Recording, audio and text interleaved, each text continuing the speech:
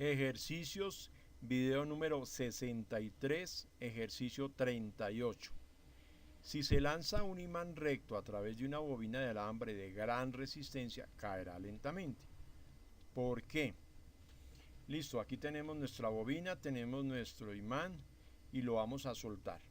Yo mencionaba en un video anterior que con mis estudiantes yo les hacía un pequeño laboratorio que era llevar dos tubos, uno de PVC y uno de cobre de la misma longitud y unos imanes de neodimio.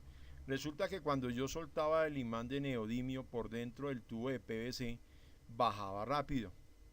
Pero que cuando yo cogía ese mismo imán de neodimio, esos imanes de neodimio, y los lanzaba por dentro del tubo de cobre, bajaba lentamente. Entonces, ¿qué es lo que sucede? ¿Cuál es el fenómeno ahí? Esta es un efecto que se llama autoinducción. Cuando yo lanzo el imán por dentro de la bobina y tiene muchas espiras, tiene una gran resistencia, resulta que acordémonos esto, cuando el imán tiene un campo magnético, cuando va cayendo la bobina, como es de cobre, en la bobina se induce un voltaje, pero hay un voltaje que se induce en la bobina y hay una autoinducción. Entonces resulta que ese voltaje que se induce en esa bobina, la autoinducción, genera un campo magnético que se opone al campo magnético del imán. O sea, vamos a decirlo aquí. Ve, aquí en la gráfica aparecen norte y sur.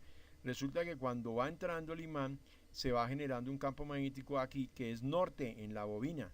Entonces se encuentra norte con norte y ¿qué sucede? Hay una repulsión. Entonces, al haber repulsión, frena el imán cuando va bajando. Ese es el fenómeno que se presenta. En el imán, los imanes de neodimio y el tubo de cobre es exactamente lo mismo. Entra el imán de neodimio, induce un voltaje en el tubo de cobre. Ese voltaje genera una corriente porque el tubo está cerrado. Se induce un voltaje que se opone al voltaje que lo está induciendo, de tal manera que queda lo mismo efecto, norte con norte, y se repelen.